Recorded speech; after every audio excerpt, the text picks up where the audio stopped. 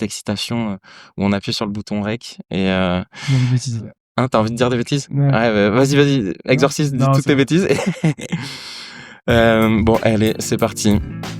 Bonjour et bienvenue dans ce nouvel épisode de Open Startup. Un épisode un peu particulier car aujourd'hui, comme vous allez l'entendre, il est enregistré en public. Si c'est la première fois que vous écoutez ce podcast, eh bien, je suis ravi de vous accueillir. Je m'appelle Guillaume Comagnac, je suis directeur associé chez Tracteur, un studio d'innovation tech qui accompagne les startups et entreprises dans leur développement de produits et services numériques. Et sans Tracteur, ce podcast n'existerait tout simplement pas. Donc, si vous avez besoin de créer une app web, mobile ou un projet IA, vous savez désormais à qui vous adresser. Ce soir, nous enregistrons cette table ronde depuis Ubilab, l'incubateur étudiant de l'Université de Bordeaux, en partenariat avec Pépite ECA, le dispositif régional dédié à l'entrepreneuriat étudiant et jeunes diplômés. C'est deux structures que je connais bien et qui, ensemble, accompagnent les talents de demain avec une mission, permettent à chaque jeune de tester, apprendre et entreprendre dans les meilleures conditions. Donc, un grand merci à eux pour leur accueil. Pour cet épisode, j'ai le plaisir de retrouver deux invités que j'avais déjà reçus il y a 4 ans déjà, que j'affectionne tout particulièrement. À l'époque, on était en plein Covid. Il me semble qu'avec Manon, on avait fait l'enregistrement à distance, mais je crois qu'avec Pierre aussi. Donc là, je suis très heureux de les retrouver en live, en personne, et surtout que depuis, leurs projets ont bien grandi, bien évolué, et eux aussi. Donc ce soir, on va parler de leurs dernières années qui ont été très denses. Levée de fonds, recrutement international, croissance. Donc merci d'accueillir chaleureusement pour cet épisode spécial Manon Lousteau, cofondatrice de Libu, et Pierre Husson, cofondateur de Rematch.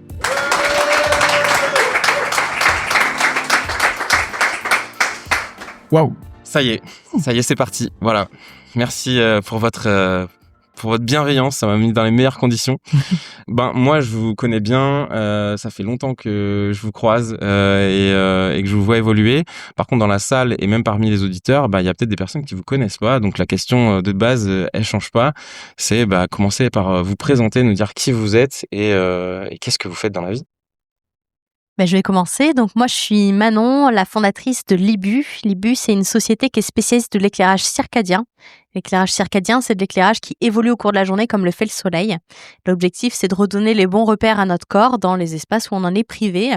Et l'endroit qu'on cible, c'est les espaces où on travaille, parce qu'on travaille souvent sous des lumières artificielles qui tiennent pas du tout compte de ce rythme. Donc on équipe aujourd'hui des bureaux, bien entendu, mais pas que, des espaces un peu plus spécifiques dans le milieu médical, médico-social, ou là où on travaille la nuit, dans la surveillance par exemple. Top. Vous voyez, c'est ça aussi les années Trop d'expérience. stylé. C'est un pitch qui est clair, qui est limpide. Mais en termes de pitch, s'il y avait Et on va match... changer maintenant. Non. S'il y a match, il y a rematch déjà. Bon, évidemment, fallait la faire. C'est beau. Non. Vous êtes tous les deux très très forts en pitch. C'est pas pour te mettre la pression, Pierre, mais je te laisse toi aussi y aller. Donc je suis Pierre Husson, le CEO et cofondateur de Rematch. Accessoirement, je suis aussi joueur de foot amateur en départemental 2. Voilà, c'est un niveau très nul pour ceux qui connaissent. C'est le 10e niveau du foot français. Mais l'idée de Rematch, elle vient de là, des terrains de sport amateur et de foot amateur en l'occurrence, où il se passe des belles actions. Parfois, c'est travailler à l'entraînement, parfois, c'est sur un malentendu. Et donc, notre objectif avec mes coéquipiers à l'époque, c'était de mettre en lumière ce sport amateur. Donc foot, basket, handball, rugby, volley, finalement tous les sports, et de créer une plateforme où on pouvait retrouver la bonne vidéo au bon endroit. Même si c'est Labred qui joue contre Cestas, on va pouvoir retrouver la bonne vidéo. Et depuis 2017, on a réussi à le créer grâce à Rematch, donc la plateforme vidéo du sport amateur. Trop bien, merci. Je vous le dis, à une époque, parce que là, vous en faites beaucoup moins des concours, mais à une époque, si vous étiez sur un concours, déjà, il y avait quand même beaucoup de chances de finir deuxième. Envoie la liste. Non, mais vous avez fait des concours, vous étiez sur les mêmes... Moi, j'en ai fait beaucoup, ouais. Moi, j'en ai fait beaucoup aussi, mais je pense pas qu'on se soit déjà croisés. Je t'aurais battu sinon. Non, mais franchement, je me souviens, et que c'était même une des questions que je t'avais posées, Manon, et qui est un peu essentielle aussi, et ça va faire le lien avec ce soir le sujet du jour. On a beaucoup d'étudiants entrepreneurs, et je sais que parfois, quand on se lance, ça peut être un outil aussi, les concours, pour déjà potentiellement avoir des contacts, de la visibilité, si on gagne des fois du financement qui est le bienvenu, mais en effet, commencer à remplir l'armoire à trophées, ça permet de crédibiliser aussi le projet auprès de partenaires. C'est souvent un bon moyen de aussi rentrer en contact avec certains. C'était le cas aussi pour vous. Ouais, carrément. Je peux y aller sur, vu que j'en ai fait pas mal des concours. Pour toutes les raisons que tu as dit, c'est trop bien. Et également pour s'entraîner. parce que on est amené à pitcher dans plein de situations. J'ai même fait un concours une fois, c'était quasi trop. Donc on parle souvent d'elevator pitch, d'être capable de pitcher dans un ascenseur. Et on était à la Cité du Vin et ils nous avaient fait pitcher dans l'ascenseur de la Cité du Vin. Donc voilà, bref. Et du coup, ça permet de bien s'entraîner. Mais effectivement, aussi pour l'armoire à trophées, et on est toujours à la quête de crédibilité. J'imagine que c'est des sujets qu'on va aborder. Et au début, on est souvent le plus jeune de la pièce. Moi, j'ai lancé Rematch à la fin de mes études. Et tout le temps, les gens, ils te prennent un petit peu de haut, et d'arriver avec un petit trophée, un petit truc, parfois un chèque géant que tu as gagné, ça permet d'être un petit peu plus crédible finalement, je trouve. Carrément. Manon, je suis assez d'accord. Du coup, on a bien participé à des concours en commun parce qu'on a également fait l'elevator pitch à la Cité du Vin. Mais effectivement, c'est une façon de se crédibiliser. Et je pense qu'au-delà de ça, en fait, c'est aussi une question de confiance. Quand il y a des gens extérieurs qui reconnaissent la qualité du projet, quand on est jeune et qu'on porte un projet qui est au tout démarrage, au tout prémisse, ça permet aussi d'avoir un peu plus confiance dans ce qu'on fait, le message qu'on porte et le fait qu'on puisse convaincre à l'extérieur. Par contre, je sais qu'il faut faire des choix aussi à un moment donné. Il ne faut pas devenir un pitcher, il faut aussi devenir un entrepreneur. Et un entrepreneur, ça délivre, donc il ne faut pas que aller faire des concours et faire des concours. Hein. Ouais, ça on me l'a souvent dit. On avait pas mal enchaîné au début, et c'est vrai qu'en fait après on te propose de venir parce que tu arrives à être bon sur un événement. On te propose de venir, pas pour faire le clown, mais un peu pour mettre l'ambiance. Et c'est vrai qu'il faut apprendre à dire non sur ça, même si c'est tentant. Ouais. Là, on est comme on le disait à Jubilab, je vais encore le redire, mais vous avez lancé, c'est pour ça que j'ai pensé à cet épisode aussi ici, c'est que vous avez lancé vos projets, vous étiez assez jeune. Manon, toi, tu étais encore étudiante. Toi, Pierre, tu as eu l'idée alors que tu étais étudiant. Et vous vous souvenez de ces émotions du début? Je me souviens, Pierre, tu me disais... Des fois, tout le monde ne croyait pas en moi, me disait non, mais ton projet, c'est bon, arrête. Ouais. Est-ce qu'il y a des moments, des particuliers comme ça que vous aimeriez témoigner aussi à l'audience là qui est là aujourd'hui sur ce moment un peu charnière là? Alors effectivement, quand on est étudiant, qu'on lance un projet, c'est pas toujours évident déjà parce qu'il y a une question de posture. La posture d'un étudiant, c'est pas la posture d'un professionnel et c'est encore moins la posture d'un entrepreneur. Et ça, c'est des choses qui s'apprennent avec le temps et avec l'expérience. Donc, je pense que effectivement, le premier point, c'est de se dire ça fait un sacré gap de passer d'être étudiant à entrepreneur, donc chef d'entreprise avec toutes les responsabilités qui nous incombent, légales, administratives et autres. Avec aussi des choses que tu n'as pas envie de faire. Avec aussi des choses qu'on n'a pas envie de faire, bien entendu, et ça fait partie du deal en fait qu'on signe. Donc oui, je pense que effectivement, quand on est jeune, c'est quand même un sacré challenge de lancer une boîte. Moi personnellement, quand j'ai lancé Libu, j'étais encore étudiante, donc je n'ai jamais eu d'expérience professionnelle dans la vie. Aujourd'hui, je manage des gens sans avoir jamais connu un patron au-dessus de moi, sans avoir jamais connu un manager. Donc, c'est des sujets qu'on appréhende en fait avec une perspective qui est différente de ceux qui seraient amenés à le faire plus tard. Et ça a des avantages et des inconvénients. Je pense qu'on souligne souvent les inconvénients, mais on souligne pas assez les avantages que ça a d'entreprendre jeune.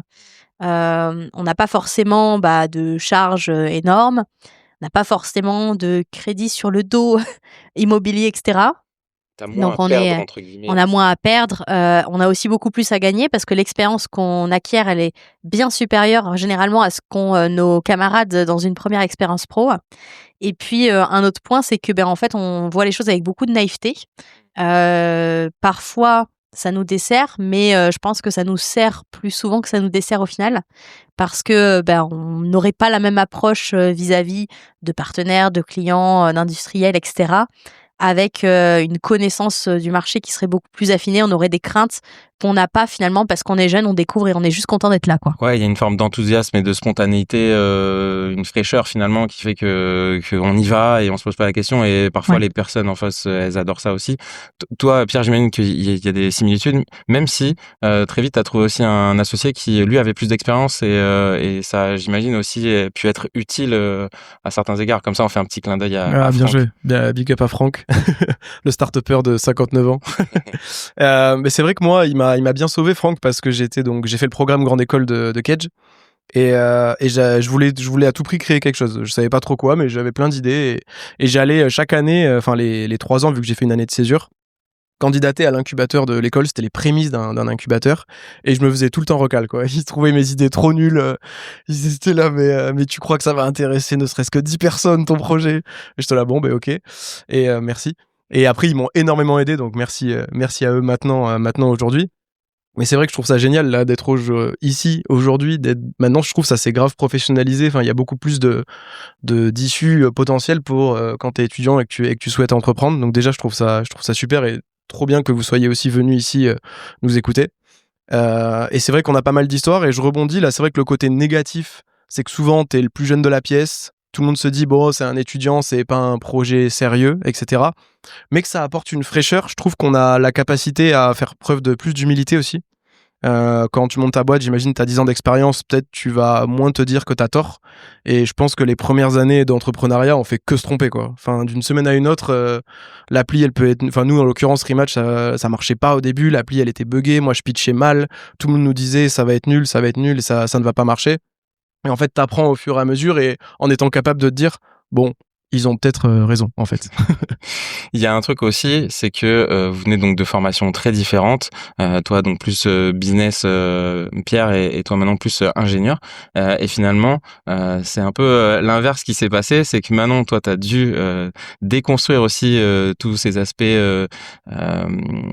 ingé pour aller vers du commerce. Toi, Pierre, au contraire, t'as dû monter en compétence sur des choses plus techniques. Racontez-nous ça aussi, parce que c'est ça aussi le job d'entrepreneur, c'est apprendre plein de trucs qu'on sait pas faire. Bah, c'est clair qu'on apprend plein de choses. Comme tu le disais, il y a des choses qu'on n'a pas envie de faire, mais qu'on fait quand même, parce qu'à un moment, il faut bien faire tourner la boutique. Donc, nous, en ce qui nous concerne, avec Tino, mon associé, on a monté Libu ensemble à la sortie de nos études. On était 2 ingés. Au début, ça pose pas de problème parce qu'il faut développer une technologie, gérer de la propriété industrielle, faire des tests scientifiques. Vous êtes dans votre zone tout ce de qu'on confort, aime, quoi. voilà. Zone de confort à fond. Et puis arrive le moment où il faut aller voir ce qui se passe un peu sur le marché, parce que finalement, il faut obtenir des financements. Pour obtenir des financements, il faut un peu de traction, il faut des partenaires, il faut des potentiels clients. Et donc, il faut bien aller se confronter à ce truc-là, ce qui n'est pas forcément évident, parce que c'est pas forcément ce que tu as envie de faire. Mais d'un autre côté, c'est un peu indispensable pour faire vivre le projet. Donc, la réalité, elle est là. Et je pense que le fait de faire ce que tu n'as pas envie de faire à ce moment-là, c'est le cadet de tes soucis, parce que tu as vraiment besoin que ça marche. Et donc, pour que ça marche, tu as besoin d'aller chercher tous ces indicateurs. Donc, tu fais le taf par défaut, mais tu le fais. Et en ce qui me concerne, moi, je me suis plutôt prise au jeu. Je trouve que le commerce, je sais pas si tu valideras. C'est toi qui as pris le commercial, du coup. C'est moi qui ai pris le commercial aujourd'hui. Ça se voit, mais... c'est pour ça que je suis là aujourd'hui et que c'est pas mon associé. mais effectivement, le commerce, je trouve que c'est quelque chose qui s'apprend plutôt bien, notamment pour un âgé, parce que c'est assez méthodique. Donc, au final, ça a été reproduire ce que j'ai fait pendant mes études, mais sur un secteur totalement différent, avec une approche totalement différente. Et passer des barrières aussi que je me mettais à moi-même. Moi, personnellement, à la base, je suis quand même quelqu'un de plutôt introverti. Ça se voit plus tant que ça aujourd'hui, je pense, mais non, mais pour beaucoup d'entrepreneurs, voilà. c'est le cas. Hein, c'est le cas. Et mes premiers rendez-vous commerciaux, je vomissais avant d'y aller, quoi. J'avais toujours une brosse à dents dans mon sac à dos. Ah, mais premier degré, genre premier degré. Ouais, premier degré, je vomissais avant mes rendez-vous. Aujourd'hui, je ne vomis plus avant mes rendez-vous. T'as gardé ça la se passe brosse à très dents au bien. cas où? Non, Le porte-bonheur. je l'ai laissé de côté, c'est bon maintenant. Okay. Mais effectivement, on se fait un peu violence des fois pour passer ces étapes. Et au final, si on trouve notre place dans ce projet, dans cet écosystème qui se crée, c'est le principal. Et ça, c'est des choses qu'on voit avec le temps. Mais ce que tu dis avant de te donner la parole, Pierre, c'est vrai, c'est que en fait, c'est le principe de zone de confort, quoi. C'est-à-dire que dès qu'on sent qu'on est en train de faire quelque chose qui est plus délicat pour nous, qu'on a moins envie, etc., souvent, c'est un endroit où on va apprendre des choses. Donc, parfois, faut essayer d'embrasser ce moment-là et de se dire, ok, de toute façon, au pire, j'apprends. C'est cette fameuse phrase-là. Même si je gagne pas, je vais apprendre. Oui, enfin, Oui. toi, dans le sport, c'est vrai que ça. Phrase qui irait bien au Girondins de Bordeaux en ce moment, là. Ouais, Non, écoute, ça va plutôt bien. Ça On est va en bien, 32e ouais. de finale de Coupe de En France. compétition amateur, mais ouais. Toi, Pierre, évidemment, toi, avant de te lancer sur la partie tech, des mots comme, je sais pas moi, backlog, feature, méthodes agiles et compagnie, ces trucs-là, sprint, t'avais jamais entendu parler de tout ça, quoi. Non, pas du tout. Et je trouve ça intéressant. Je suis d'accord avec tout ce que tu viens de dire. Donc, je vais pas forcément répéter ça, mais mettre en avant surtout l'importance de s'entourer, déjà s'entourer, c'est trop important. Et surtout, idéalement, de gens qui n'ont pas les mêmes compétences que vous. Moi, j'ai la chance que l'un de mes meilleurs potes du lycée, il soit ingénieur. Donc moi quand je faisais les matchs interclasses le midi, lui il nous démontait les ordis pour nous craquer des jeux, voilà. Donc il a toujours eu cet esprit vraiment entre guillemets geek, informaticien, ingénieur. Et en fait d'avoir cette complémentarité qu'on a eu avec le troisième associé Franck qui lui nous a apporté l'expérience, la partie finance, juridique, administrative, mais ça a été hyper important parce que c'est vrai que moi sorti d'école, quand tu dois faire le pacte d'associés, les documents juridiques, le bilan et tout, c'est des trucs qu'on t'apprend, mais en fait, quand tu te retrouves et que c'est toi qui dois le faire et que ça a un impact après sur la boîte, franchement, c'est pas facile, quoi. Donc c'est vrai que le fait de sortir de sa zone de confort, ça, c'est un truc qui est quotidien et c'est encore le cas aujourd'hui quand je me retrouve aux États-Unis à faire des rendez-vous avec la NFL. Je suis en stress, en vrai. Oui. Mais bon, tu seras moins en stress lorsque tu iras voir la LNB ou la... Voilà. Mes respects, j'espère qu'on va devenir partenaire avec eux, donc c'est bien que tu les aies cités. Dans tout ça, est-ce qu'il y a quand même très tôt, et après on basculera sur la partie vraiment aussi du sujet du jour qui est la partie accélération, mais est-ce que dans ces premières périodes, à quel point vous êtes sûr de vous, tu vois, est-ce que vous êtes certain que c'est ça qu'il faut faire de votre vie, entre guillemets, entreprendre quand on voit voilà, les copains qui commencent leur premier contrat en CDI, est-ce qu'il y a la famille aussi des fois qui vient un petit peu parler de tout ça? Est-ce qu'il y a eu un moment où vous pensez arrêter? Enfin, c'est un peu plein de questions comme ça que j'aimerais vous poser.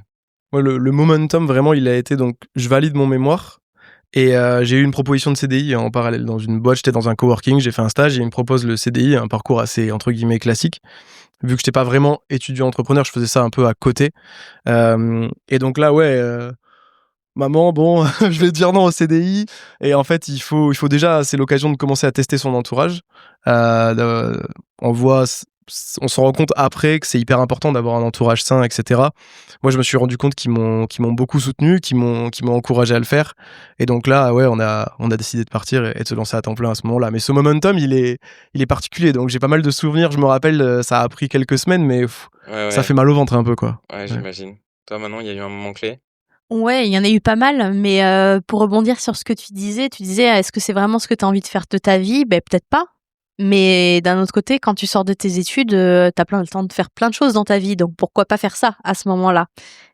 Nous, quand on a décidé de lancer Libu, on était dans une phase où en fait, pendant nos études, on avait mené déjà un certain nombre d'actions et on sentait qu'il y avait une opportunité. La question, c'est un peu, t'as un train qui passe, est-ce que tu montes dedans et tu vas voir où il va, ou est-ce que tu le laisses passer? Et l'opportunité a fait qu'on a sauté dans le train et qu'on s'est dit, en fait, on a envie de voir. Peut-être que ça nous mènera nulle part, peut-être que ça nous mènera quelque part. Mais au moins, on aura avancé. Voilà. Ouais. Et peut-être que ce sera pas le train de notre vie non plus. Donc, je pense que, en fait, il faut le voir aussi de façon relative. Les autres qui vont prendre un parcours plus classique, tu vois, tes camarades qui vont signer leur premier CDI, c'est bien, ils commencent à construire quelque chose, ils ont une situation plutôt stable, ils ont un bon salaire. Toi, t'as rien de tout ça. Mais par contre, t'as plein d'autres éléments qu'ils ont pas non plus. Et peut-être que c'est que temporaire, peut-être que tu iras finalement vers ce qu'ils sont en train de faire d'ici quelques mois ou quelques années. La question, c'est plus, est-ce que tu te laisses la chance de te découvrir ou pas? Voilà, c'est un peu comme ça qu'on a vu les choses, non? Ouais, c'est bien dit et c'est vrai que ce que tu disais, moi, en toute humilité, je pensais pas du tout être là, ça va faire 8 ans maintenant et 8 ans après.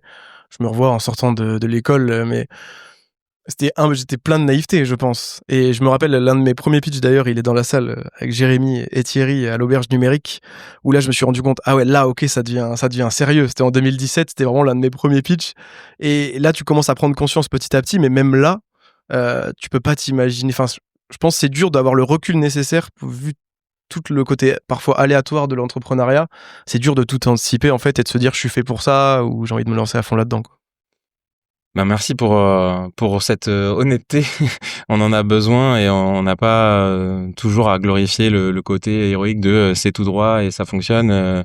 Je le répète souvent, cette stat là, 9 startups sur 10 échouent. Donc enfin c'est fou comme pendant les années passent et ça bouge pas. Donc le discours héroïque il marche que pour ceux qui réussissent, mais même pour ceux qui réussissent, c'est pas un chemin tout droit. Il y a des détours. Évidemment, on va pas revenir sur toutes les premières années parce que on a déjà enregistré un podcast il y a quelques années.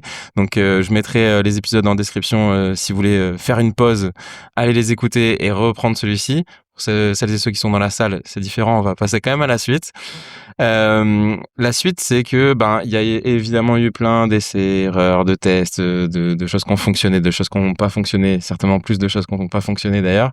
Mais finalement arrive ce momentum de product market fit. J'adore cette courbe là qui montre ce début où on se lance, on est tout content. Ensuite, il y a une phase où on rentre un peu dans la vallée de la mort et il y a plein de tests et d'itérations. Et au bout d'un moment, il y a un truc qui se passe. Et là, on sait que ça se passe parce que le marché nous envoie les bons signaux, les rendez-vous s'enchaînent, on signe bien de plus en plus les premiers contrats. J'ai envie que vous nous parliez aussi de ce moment-là, quand vous avez compris que ça y est, ça s'accélérait et que ça voulait dire mettre en place beaucoup plus de choses pour l'entreprise. Effectivement, je pense qu'au démarrage, alors nous, c'est un cas un peu particulier parce qu'on a un projet industriel. Projet industriel, ça veut dire déjà des temps très longs. On développe des solutions d'éclairage, donc à la fin, on livre des produits, des luminaires. Ça veut dire du développement technique, ça veut dire de la preuve de concept, ça veut dire une démarche d'industrialisation, et seulement après, ça veut dire le marché.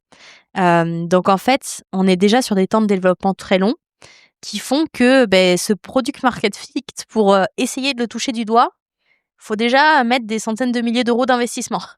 Donc c'est un petit problème parce que déjà faut avoir cet argent et en plus faut tenir dans la durée parce que c'est des choses qui sont développées pour nous sur plusieurs années. Donc ce product market fit, en fait, c'est un pari un peu pour nous qui arrive qu'au bout d'un parcours qui est déjà super long.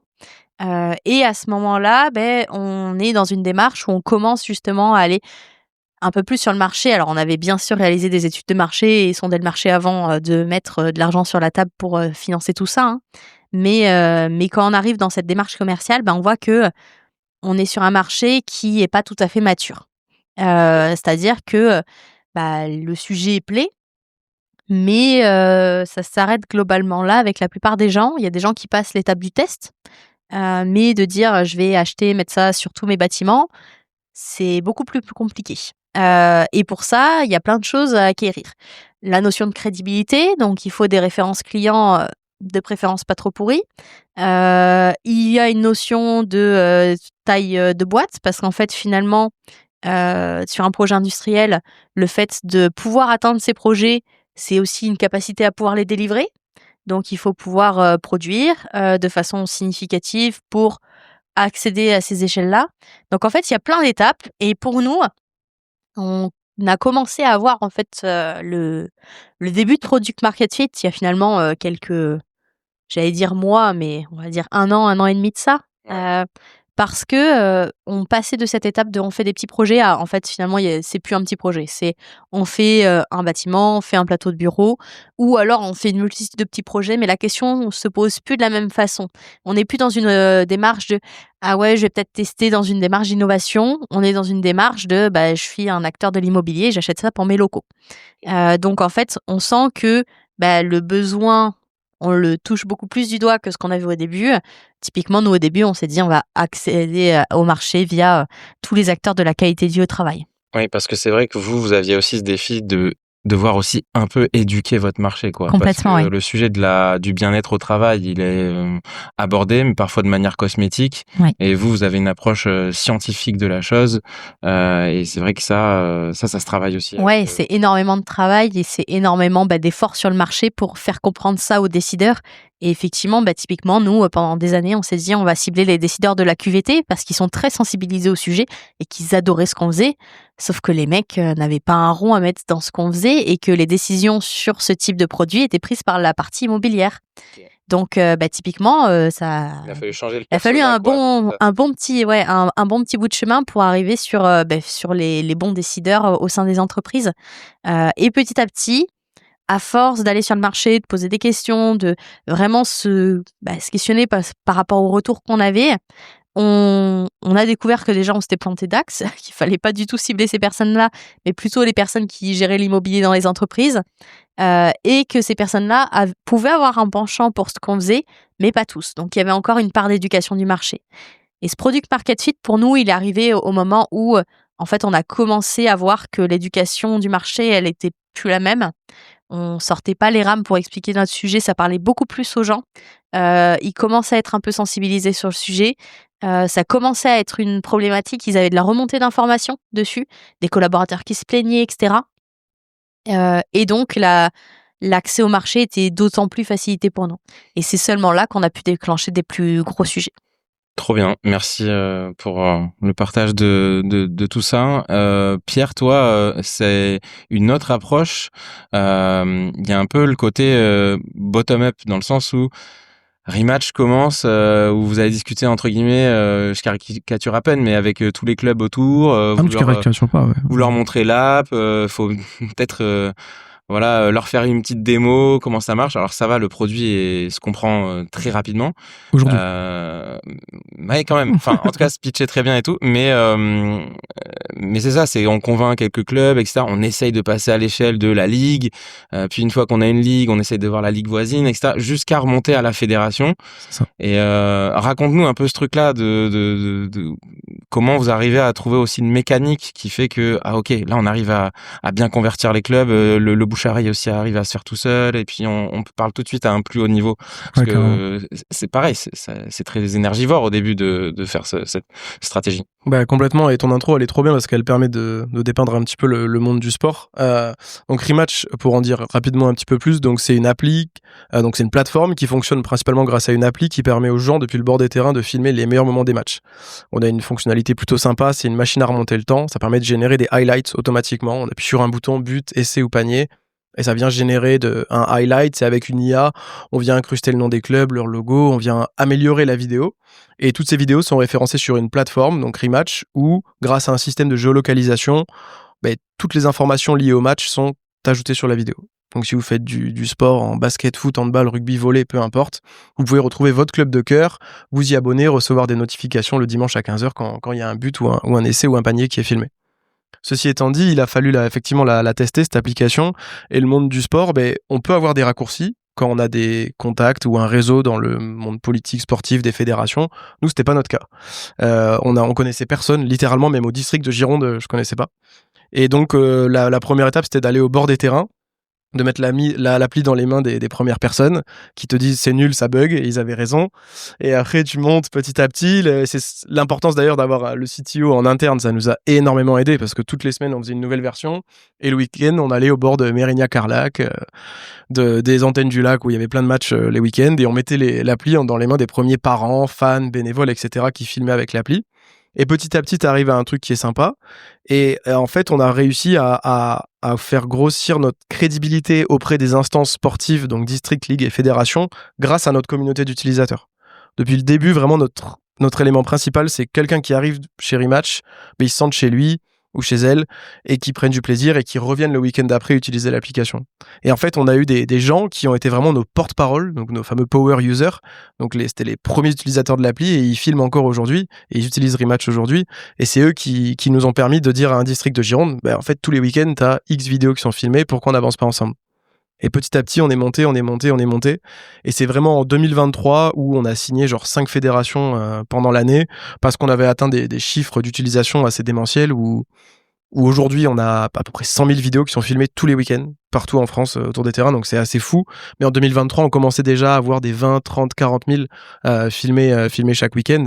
Et donc là, en fait, c'est pas que tu inverses la position, t'es pas en position de force par rapport à une fédération, mais tu lui dis, écoute, votre communauté de fans, de licenciés, de bénévoles, ils nous utilisent et ils sont chez nous, en fait. Donc, et nous, on a trop envie de travailler avec vous. Et donc là, ça nous a permis d'inverser. Et donc, le product market fit d'un point de vue utilisation, il était vraiment en 2023. Et après, il fallait basculer sur la partie marque, business model, où là, c'était une étape de plus. Ouais, t'as peut-être envie de nous en parler aussi de ça, parce que pareil, ça c'est quelque chose qui s'est construit en étant toujours bien au contact de vos utilisateurs. Typiquement, je sais que tu vas nous partager les clubs amateurs. Ils sont c'est beaucoup de l'associatif. Ils ont une difficulté à faire vivre les assos, à part les adhésions à l'année. Et donc Rematch est devenu aussi un moyen de valoriser leurs entreprises locales, leurs sponsors. Exactement. Et ça, c'est aussi venu grâce à eux, en fait. Ouais, vraiment, dès qu'on a quelqu'un qui arrive chez nous, on a des questionnaires. Moi, je me rappelle, au début, je les appelais tous, quoi. Vraiment, je les appelais. Vas-y, t'en as trouvé ça comment? On leur demandait les défauts. Et l'appli et la plateforme Rematch, aujourd'hui, c'est construit à 100% via des retours terrain. Parce qu'on n'a pas voulu, même si je faisais du foot, j'avais pas la science infuse à me dire il faudrait telle fonctionnalité ou faire le business model de telle manière. Vraiment, on a écouté les gens, on a écouté nos partenaires, etc. Donc ouais, c'est vraiment quelque chose qu'on continue à garder aujourd'hui. Et même aux États-Unis, ils appliquent ce modèle-là. Et je suis assez fier de ça. Tu nous spoil un peu la suite en parlant des États-Unis, on va y venir. On va parler de ces moments aussi clés qu'il y a eu, levée de fonds, aller aux États-Unis, etc. J'aimerais qu'on parle un peu d'organisation interne là, quand vous passez justement de votre équipe de cofondateurs à commencer à recruter des premières personnes, à vous structurer votre offre, vos process, que ce soit commerciaux et autres. Qu'est-ce que vous faites à ces étapes-là, à ce moment-là ça a été quoi qui a été assez clé On fait des erreurs déjà. Ça, c'est le premier point. Mais d'un autre côté, je pense qu'il faut les faire. Effectivement, je pense que dans la structuration, il y a plusieurs points. On a parlé de l'accompagnement, c'est quand même un point qui est assez clé. D'être accompagné par des structures, nous c'était Unitech, d'être accompagné par des gens externes aussi au projet qui ont un autre regard, ça peut être le cas. Et petit à petit, ça permet de poser des briques. Bien sûr, là-dedans, il y a des erreurs qu'on fait. Le recrutement, nous, c'est une erreur qu'on a fait un paquet de fois, je pense, avant de trouver les bons profils. Parce que c'est ultra difficile, en fait. Déjà, nous, c'est des choses qu'on n'a jamais faites dans notre vie, recruter des gens. Alors, on n'a jamais été managé, donc commencer à manager des gens, le premier c'est encore autre chose. entretien, toi aussi, tu t'en souviens? Premier entretien, voilà, on est... Voilà, c'est des choses qu'on maîtrise pas du tout, qu'on n'a jamais faites et qu'on a, en plus, en ce qui me concerne, jamais vécu. Parce qu'on n'a jamais été recruté dans une entreprise non plus. Ou en stage, Donc, quoi. ou en stage, voilà. Mais sur des formats super courts, c'est pas du tout les mêmes enjeux. Donc oui, il y a plein d'erreurs qui sont faites à ce moment-là. Le tout, je pense, c'est de s'en rendre compte rapidement, le plus rapidement possible, pour limiter la casse, parce que ça coûte de l'argent, tout ça. Et de savoir admettre en fait qu'on s'est trompé. Admettre qu'on s'est trompé, passer à autre chose et continuer à développer sous un autre axe. Voilà. On revient à cette notion un peu d'humilité dont tu parlais, Pierre. C'est vrai qu'il faut l'accepter, de se dire je me suis trompé. Ouais, il faut se tromper, on se trompe tout le temps, quoi. Ouais. L'humain aussi, ça a été les plus grosses erreurs finalement de l'autre côté, où il y a d'autres choses marquantes. Non, ça s'est bien passé les recrutements parce qu'on a grandi à vitesse normale entre guillemets jusqu'à 2024. Et vraiment les entretiens, je m'en souviens. C'était un entretien, c'est trop dur, quoi. J'avais 25 ans, je faisais passer les entretiens, enfin, bref. Et sinon, oui, sur le réseau, t'en parlais, il faut surtout pas hésiter à poser des questions. On a quand même un écosystème, Bordeaux, Gironde, Nouvelle-Aquitaine. Nous aussi, on est Unitech, mais il y a toutes les structures autour, là, la French Tech Bordeaux, la CCI, la région Nouvelle-Aquitaine, BPI France, etc. J'ai eu tellement de gens qui m'ont aidé. Franchement, c'est fou. Franchement, et gratuitement, enfin, entre guillemets, des gens qui sont là juste pour t'aider. Et justement, de plus en plus maintenant, on commence un peu à me demander des conseils et je le fais avec grand plaisir. Et on retrouve grave ça, je trouve, ce côté, j'ai été aidé, du coup, maintenant, je rends l'appareil. Mais, et juste pour revenir sur la question de la difficulté de grandir, l'humain, etc. Là, c'est différent. Depuis 2024, depuis mi-2024, on est passé de 10 à 20 personnes en France. Et là, on a commencé à avoir des sujets de croissance, d'aller vite, de devoir recruter X personnes en X mois, avoir des deadlines pour les recruter. Là, c'est différent et là, il faut se faire accompagner. Enfin, moi, je me suis fait accompagner en tout cas. Ok. Allons-y là-dessus sur le fait d'accélérer. Il y a eu pour tous les deux aussi, pour accélérer, besoin de cash, besoin d'aller chercher des fonds. Racontez-nous aussi cette étape, parce que pour certains, c'est une étape un peu libératrice. Pour d'autres, c'est une nouvelle pression. Comment vous avez appréhendé ces étapes-là ? Bah écoute, nous, on l'a toujours vu comme libératrice, comme des étapes libératrices. On a fait 3 levées de fonds avant une qu'on est en train de préparer et finaliser en ce moment. La première, je trouve, c'est souvent la plus difficile, celle où tu dois réussir avec le moins de moyens possible à prouver que ton produit, ton service, ou en tout cas que ta boîte, ça a de la vraie valeur sur un marché. Donc en fait, de passer d'un prototype, de faire un bêta-test et d'arriver à une preuve de concept, et d'avoir identifié en avance en se disant, OK, avec ce que j'ai prouvé, je vais pouvoir convaincre des gens d'investir dans ma boîte. Globalement, c'est un peu ça. Et ça, c'est le plus dur, en fait, parce que tu te retrouves forcément face à des gens qui te disent, mais OK, t'as 100 bêta-testeurs et t'as Sud-Ouest qui a fait un article sur le but du week-end. Et toi, tu dois leur dire, mais c'est scalable de fou. et donc, moi, je les ai toujours vécus de manière libératrice, les levées, et je trouve qu'à chaque fois, tu dois prouver une chose de plus. Donc, au début, quand t'as fait ta preuve de concept, tu peux faire une petite levée. Nous, on a levé 250 000 euros en 2018, un an et demi après avoir lancé, après avoir fait le bêta-test. Et ensuite, on a refait une levée de 500 000 euros. Et en 2024, on a levé 1,5 million. Mais je trouvais qu'à chaque fois, c'était proportionné par rapport à là où on était, etc. Il faut pas se dire, je veux lever plein d'argent. Il faut surtout se dire, OK, qu'est-ce que je veux faire moi? Qu'est-ce que je veux prouver? Pour après dire à quelqu'un, si tu me donnes ça, si tu me donnes, voilà, si tu prends des parts de ma boîte contre cet argent, regarde ce que je suis capable de faire et j'ai des éléments qui vont me permettre de te prouver que ça va marcher. Ok. Donc ça a toujours été vraiment libérateur pour moi de lever. Après, j'avais posé ma question de manière binaire, mais évidemment. Non, mais t'inquiète. Ouais, non, mais c'est intéressant parce que souvent ça vient avec de la pression. Nous, on a vraiment la chance d'avoir un actionnariat qui est hyper positif. Il y a pas mal de business angels, notamment, qui nous ont rejoints. Et c'est très positif. J'ai pas encore cette pression. En tout cas, je l'ai jamais ressenti. Oui. Et puis, c'est quand même, par contre, une nouvelle relation aussi qui rentre dans la boucle, quoi. C'est-à-dire qu'on peut parler à des utilisateurs, on peut parler à des clients, mais les investisseurs, ça reste encore une autre relation à travailler. On est un peu constamment dans un jeu de rôle. Il faut toujours s'adapter. Moi, je parle pas pareil à Robert de l'Union Sportive Bouscatez que je vais parler à mon conseil stratégique tous les mois et demi, forcément. Évidemment. Voilà. Manon, ces étapes-là? Alors nous, on n'est pas allé au même rythme forcément sur un projet industriel. C'est des choses, on le disait, qui prennent plus de temps. On a mobilisé des financements au début qui amenaient quasiment pas de pression, dans le sens où c'était de la subvention et du prêt d'honneur. Donc prêt d'honneur, il faut quand même les rembourser. C'est une petite pression financière, mais qui repose que sur toi en tant que personne, pas vraiment sur la société. Que la société te donne l'argent ou pas, tu le rembourses. Mais par contre, la subvention, c'est juste de l'argent qu'on te donne. Donc, ça amène pas du tout de pression, ni de droit de regard d'une personne extérieure, etc. Donc, on a eu cette chance quand même quasiment jusqu'à la fin de l'industrialisation de pouvoir bénéficier de ça. Et au démarrage de l'activité, on s'est appuyé uniquement sur la génération de chiffre d'affaires. Donc, pendant un petit moment, on n'a pas sollicité de financement. Nous, on a réalisé une levée de fonds fin 2023, début 2024, d'1 million d'euros. Et c'était la première fois, finalement, qu'on ouvrait notre capital et qu'on faisait rentrer des gens extérieurs au sein de la société. Donc, c'était une étape, quand même, de passer ce cap-là. C'était pas forcément libérateur de la même façon. Forcément, c'est super libérateur parce que t'as plein de cash. Donc, l'argent n'est plus un problème. Ouf, gros problème en moins.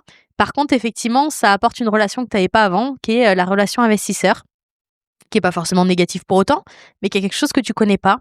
Et nous, à ce moment-là, on s'est entouré d'un advisor externe, privé, pour nous aider au démarrage, surtout sur la structuration des boards. Comment on mène un comité stratégique? Qu'est-ce qu'on leur dit? Quel message on veut leur faire passer vis-à-vis du contexte, de ce qu'on vit, des étapes qu'on est en train de passer, etc. Ok. Et à chaque fois, donc, il y avait des objectifs derrière. Je sais que notamment de votre côté, il y avait aussi dans la boucle l'acquisition aussi d'une société externe. Il y avait l'idée de faire une croissance externe. Est-ce que ça fait partie de cette levée de fonds? Alors, ça faisait initialement pas partie de la levée. C'est un projet qui arrivait un peu après. Okay. Mais justement, typiquement, c'est le genre de challenge qu'on a. Comment on convainc des investisseurs qui sont à notre capital que vous êtes rentré il y a 3 mois, on a une super idée, on va racheter une boîte. Voilà. Ça devait être marrant. Sur le moment, ils nous regardent un petit peu en mode qui c'est ces énergumènes à qui on a donné notre argent.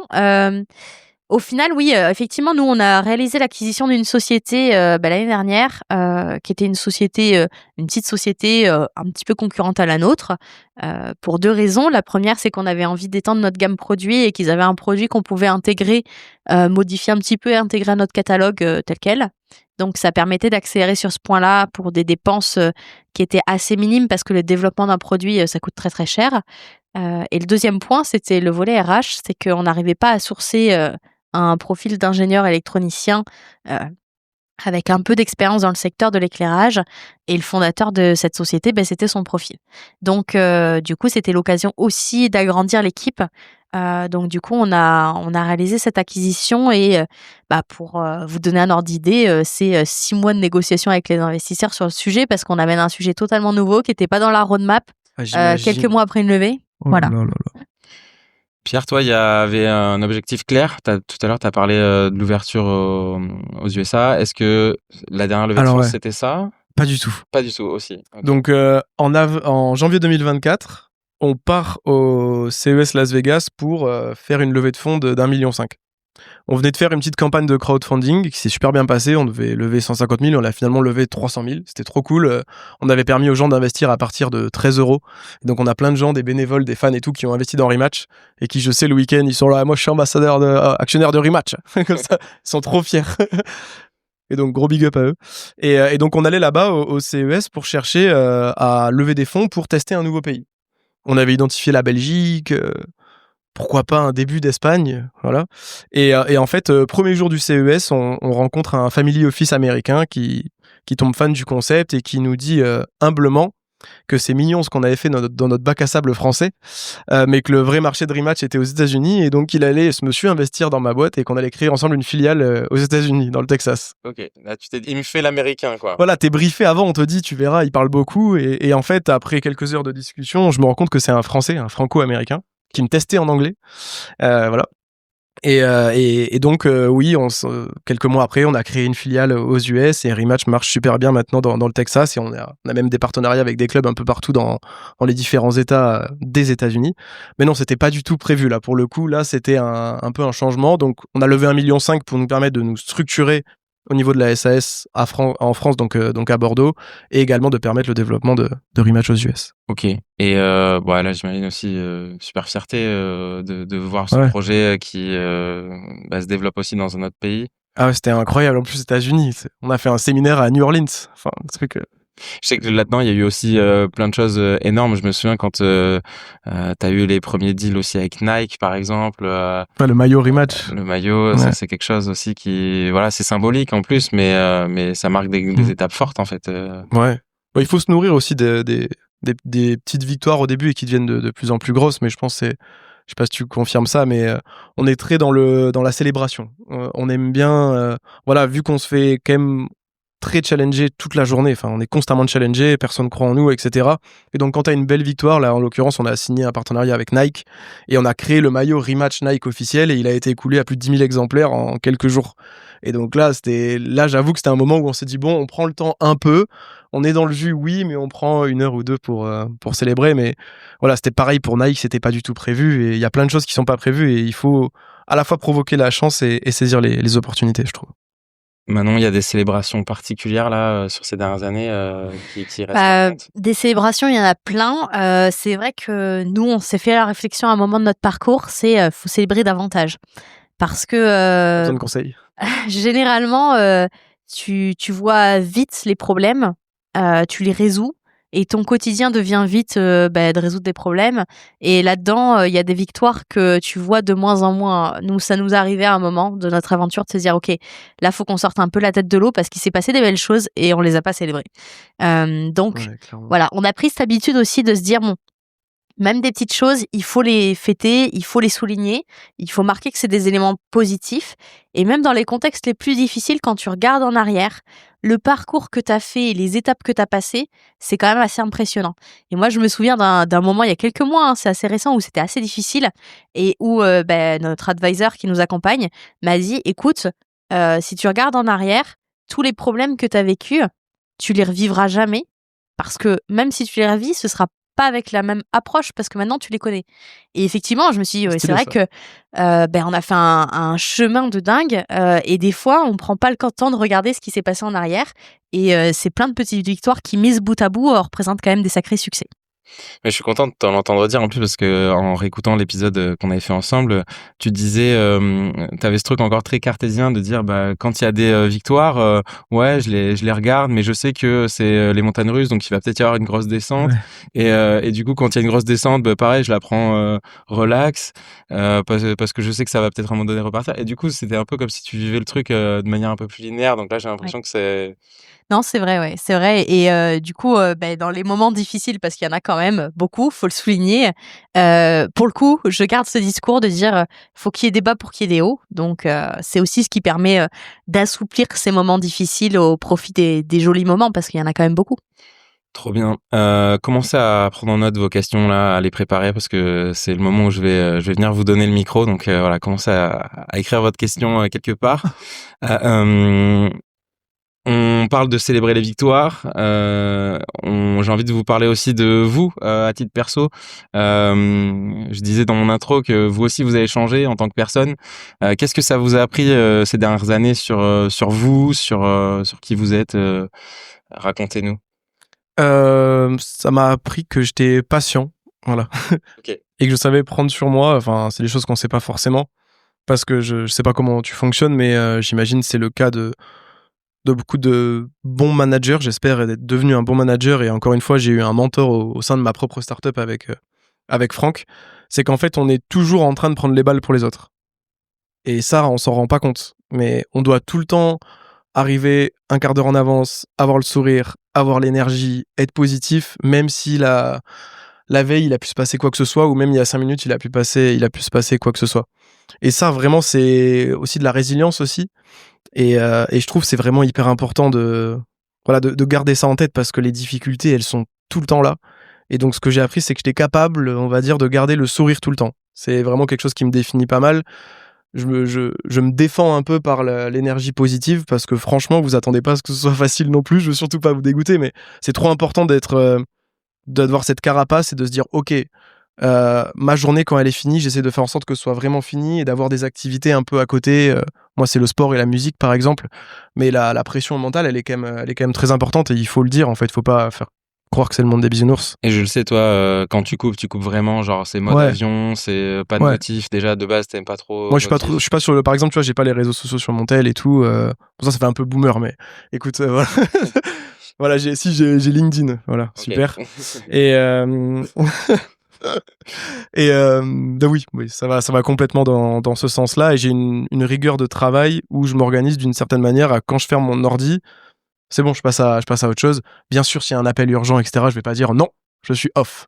Mais voilà, je pense que c'est vraiment important. Et du coup, j'ai appris que j'étais capable de m'organiser de cette manière-là et être patient aussi. Ouais, c'est très précieux là, ce que tu partages vraiment. Ouais, vraiment, c'est. Qui veut aller loin ménage sa monture, on dit, et c'est ça. Il faut vraiment prendre soin de la personne qui porte le projet. Faut toujours être à fond, quoi. Toi, Manon, est-ce qu'il y a des choses particulières que t'as appris sur toi? Déjà, je te rejoins vachement sur un point, c'est que quand tu diriges une boîte, t'es un bouclier humain. T'es le bouclier pour tes salariés, t'es le bouclier pour ta boîte en elle-même. Quand les choses vont pas, t'es le bouclier pour tes investisseurs. Et il faut pouvoir prendre les balles qui viennent parfois un petit peu dans tous les sens, ouais. Et ça apporte quand même une force et une résilience que je pensais pas forcément avoir. En tout cas, je suis certaine qu'à la sortie de mes études, je m'imaginais pas comme ça. Et honnêtement, moi, avec le recul et ce que je me dis de plus en plus, c'est que je suis quand même super fière de la personne que je suis devenue au travers de cette aventure parce que c'est ultra difficile, on va pas se le cacher. Il y a des moments super difficiles, il y a des très belles victoires aussi. Mais j'arrive à avoir une constance là-dedans et à m'accrocher. Je pensais pas pouvoir être une personne qui ait cette résilience dans la vie. Et il y a plein de petites choses que ça amène à côté de ça. C'est que quand tu vois autour de toi les gens qui peuvent avoir plein de petits sujets dans la vie qui vont être des gros problèmes tout de suite, moi, c'est pas mon cas. Moi, pour que les choses deviennent un problème dans ma vie, il en faut vraiment beaucoup, beaucoup, beaucoup, beaucoup. Et aujourd'hui, j'ai un détachement par rapport à tout ça qui fait que la vie de manière générale est quand même très simple et douce. Voilà. Ouais, bon, oui. Et puis en plus, t'as ce côté où tu vas tout de suite penser à résoudre les problèmes. Donc, c'est vrai que tu vas pas attendre d'être acculé par le problème. Tu vas essayer de le prendre en main et de le Carrément, oui. Merci beaucoup à vous pour tous ces partages là. Franchement, je sais pas ce que vous en pensez dans le public, mais Merci. C'était top de vous avoir comme d'hab. T'as été incroyable en maître de cérémonie. Attends, tu nous mets des passes décisives, on n'a plus qu'à finir plat du pied là. Non, mais à chaque fois, c'est vrai que c'est en plus tout ce que j'aime aussi dans l'exercice du podcast, c'est que ce côté parler vrai, transparence, vraiment à chaque fois vous vous prêtez à fond au jeu et évidemment qu'il y a des choses trop secrètes que je pourrais jamais vous faire dire au micro, mais c'est normal. Mais quand même, c'est top de vous avoir avec autant de transparence. Je clôture ici pour cet échange et je vous partage très vite un épisode bonus avec les questions posées par le public. Merci infiniment à Pierre Husson de Rematch et à Manon Lousteau de Libu. Merci à eux pour leur transparence, leur retour d'expérience. Si cet épisode vous a été utile, mettez 5 étoiles sur Apple Podcast ou Spotify et abonnez-vous à Open Startup, voire même, soyons fous, partagez-le à une personne à qui ça peut être utile. Merci encore à Tracteur qui accompagne les startups et les entreprises dans tous leurs enjeux tech et produits. Et moi, je vous dis à très vite dans un prochain épisode. C'était Guillaume Comagnac. Prenez soin de vous.